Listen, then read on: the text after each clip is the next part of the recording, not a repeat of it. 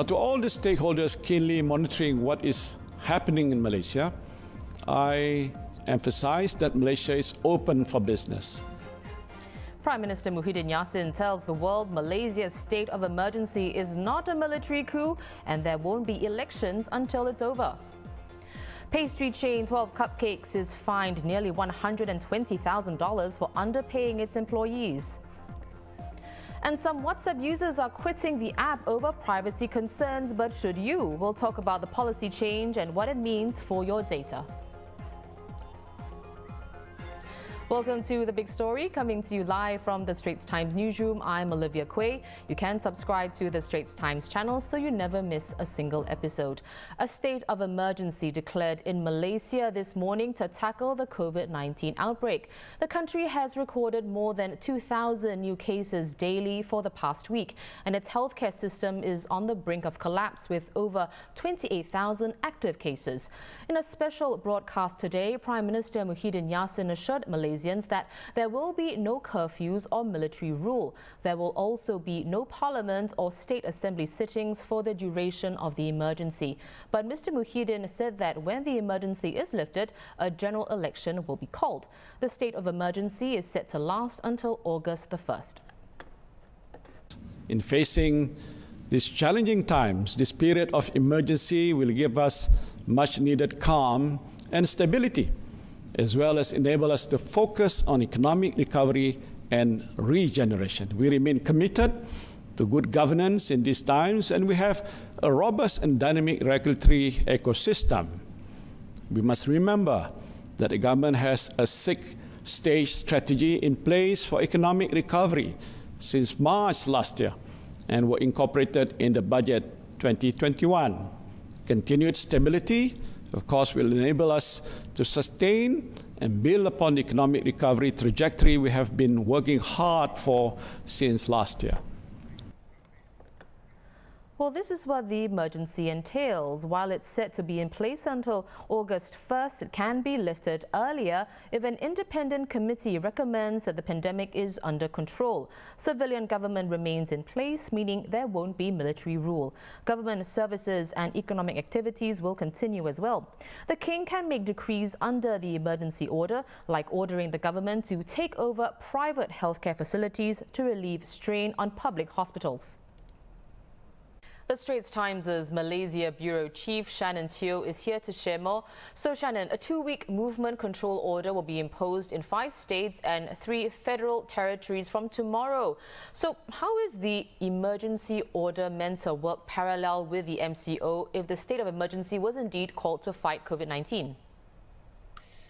Well, I think based on Prime Minister Muhyiddin's explanation at his 11 a.m. address, what's happening is basically the MCO is about what you can or can't do, you know, the social distancing, the how many people can go in a car and shop for groceries, what kind of businesses can still remain open, and whether you can travel interstate, stuff like that. It's more day-to-day routines and regulations, what Malaysians are allowed to do. The state of emergency, if we take the Prime Minister at face value, it's about further things that the government may need to do to address the problem. For example, right now we've got close to 29,000 beds reserved for COVID-19 patients at public health facilities. But as of yesterday, there was only about 120 beds left. At the rate we are going, we won't have enough beds for all the patients. So one of the ordinances that they could proclaim under an emergency is to nationalize, at least for the time being, private healthcare and allow us to have more beds and to ensure that the public healthcare system is not overwhelmed. Other issues that will come into play are the suspension of Parliament. This allows the government to enact laws, to make rules simply by executive order. So because the government right now is in a shaky position, it may need to create new laws to, for example, improve the law that the MCO is imposed, that we used to impose the MCO, which is the Prevention of Diseases Act. So if we need to impose higher fines, we need to go and change the law. But in this case, we can just issue a new ordinance saying that instead of a 1,000 ringgit fine, we can fine you 10,000, for example. So these are things that the government can do under emergency ordinance, which it can't do with just a simple MCO. I see. Well, we know that the Muhyiddin administration had requested these emergency powers back in October last year to ensure efforts against COVID-19 would not be jeopardized by an increasingly unstable political atmosphere then. Well, the king rejected the bid in October, saying there was no need at the time. Today, he has assented to the government's request. So what does that underscore? Well, that's even more unstable today than back in October.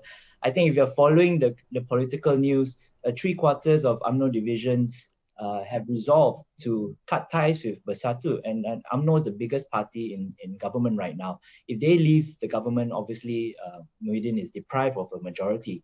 Now, of late, we've had 2 UMNO MPs so far, as of this afternoon, who have decided that they're not going to support the Perikatan Nasional government anymore. So that leaves Muhyiddin with 109 out of 220 MPs. So he has effectively lost his majority, if anyone's still keeping count.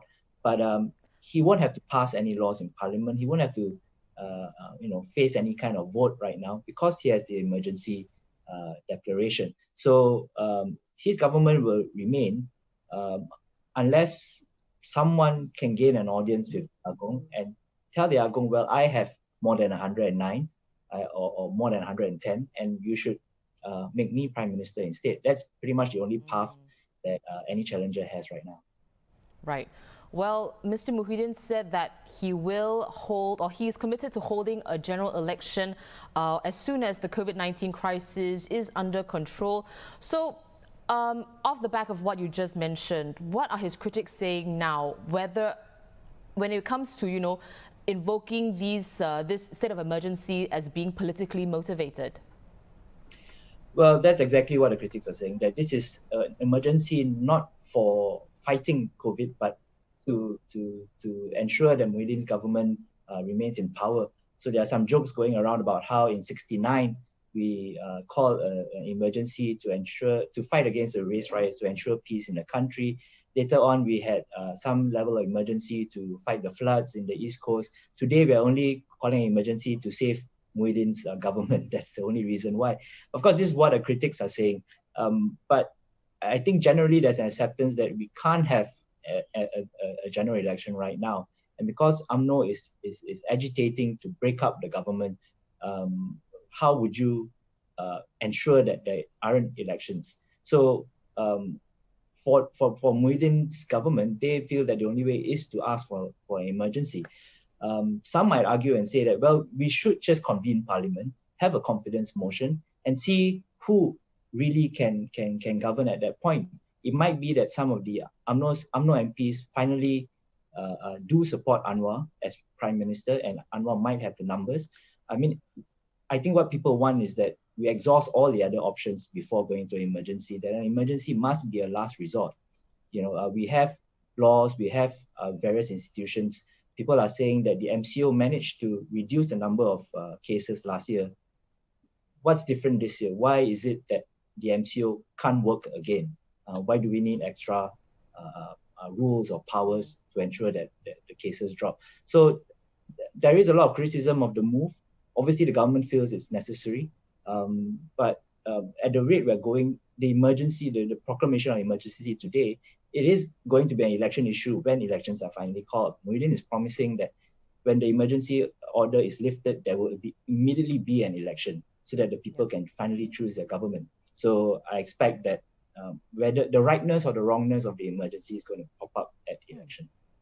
Right. Well, thanks so much for the update, Shannon. Of course, take care over there in Kuala Lumpur. That was Shannon Teo, Malaysia Bureau Chief for the Straits Times. Now you can head to straitstimes.com for the latest from across the causeway.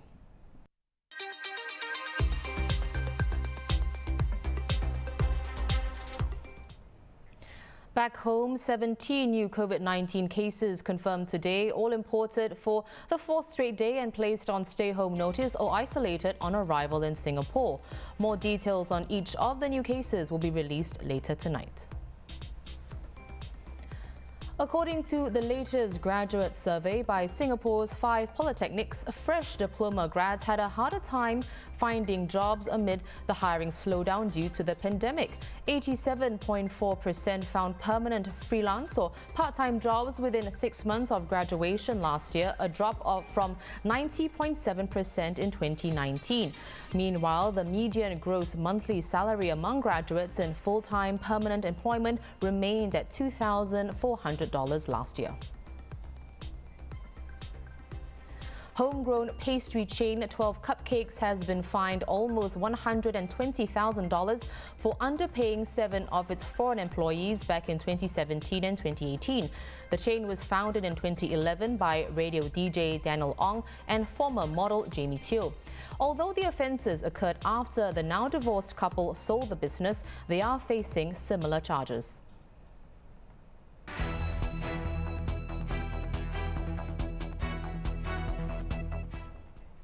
In an update to its privacy policy last week, WhatsApp said it will share data with parent company Facebook, including users' phone numbers and location data, but not the content of messages, which remain encrypted.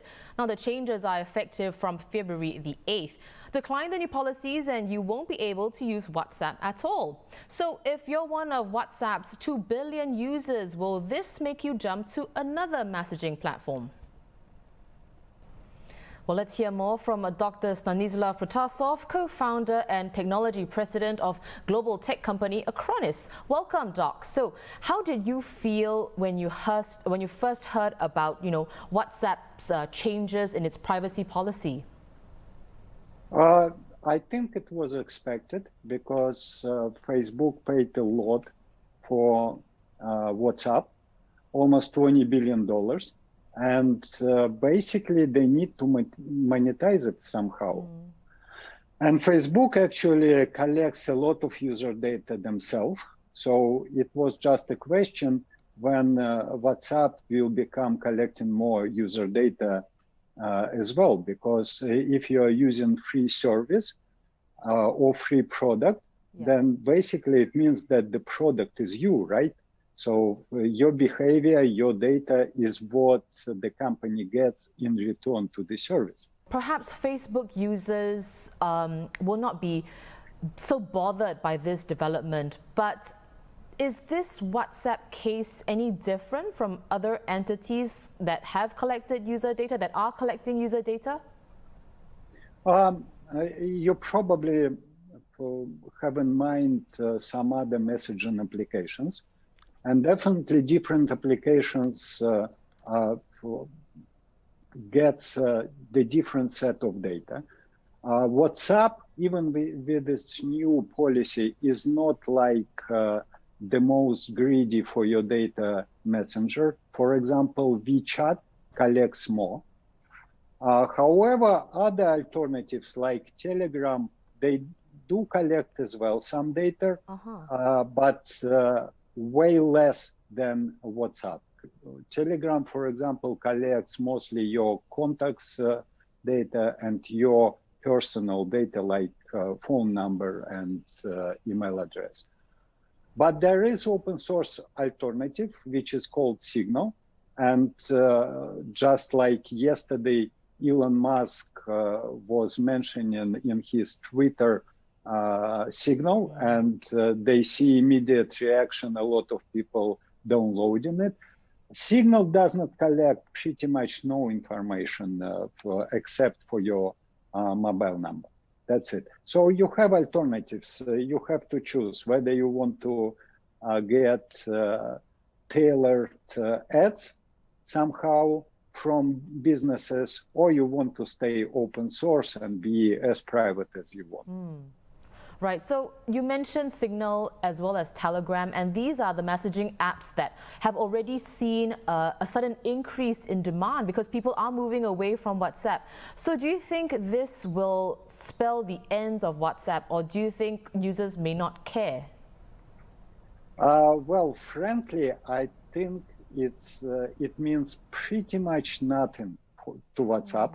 Because the user base is already huge. It's 2 billion users. And if you look into last 2 years stats of downloading WhatsApp, in 2019 it was around 850 million downloads. And last year it was slightly less, but pretty much the same scale, which means when people change their phones, they download WhatsApp again. So I think there would be users who will stop using WhatsApp, but I don't think this would happen in Singapore, for example. And even on global scale, I think it would mean that maybe WhatsApp will see 1 or 2% of users leaving it and going to another messaging platform. Can I just ask you to elaborate on a point you made earlier about you don't think that users in Singapore will leave WhatsApp? Can I ask the reasons why? Because in Singapore, apparently, WhatsApp is the most popular messaging application. I mean, I'm talking to pretty much everybody here using WhatsApp only. I know just a few people who are using other messaging application. And basically, you see, when people will understand that essentially WhatsApp is getting not that much more data than Facebook, and Facebook most users consider to be secure to their privacy, I think they would not bother to switch to another messaging application. I see. Though well, some people might use alternative. I use all three of those messengers, for example, to communicate to different people. I see. Thank you so much for coming on the show, Dr. Protasov. I've been speaking with Dr. Stanislav Protasov, Acronis' co-founder and technology president. Thank you.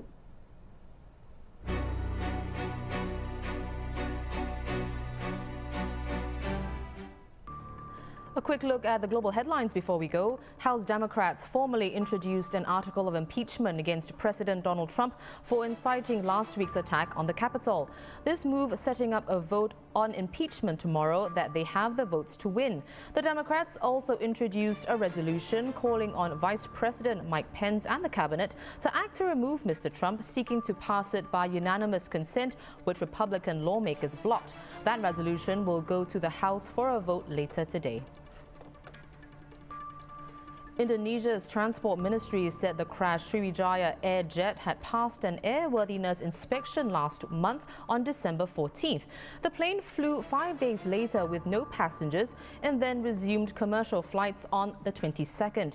Initial findings by the National Transportation Safety Committee showed a jet engine was running when the plane hit the water, indicating that the engine was still working on impact. Meanwhile, Indonesia has deployed a remotely operated underwater vehicle to help divers search for the remains of victims and recover the black boxes. China's Sinovac COVID-19 vaccine showed a general efficacy of less than 60% in its late-stage trial in Brazil. This according to a news website citing 2 people who had seen the results. Sao Paulo's Butantan Biomedical Center, which partnered with Sinovac to test and produce the vaccine in Brazil, dismissed the report as purely speculative. Brazilian researchers said last Thursday that the vaccine was shown to be 78% effective against mild cases of COVID-19 and entirely prevented severe cases. But independent specialists called for more transparency on the findings. Well, those are our top stories for today. For more news and videos, visit straitstimes.com and subscribe to our YouTube channel by hitting the red button below. I'm Olivia Quay. See you tomorrow on The Big Story.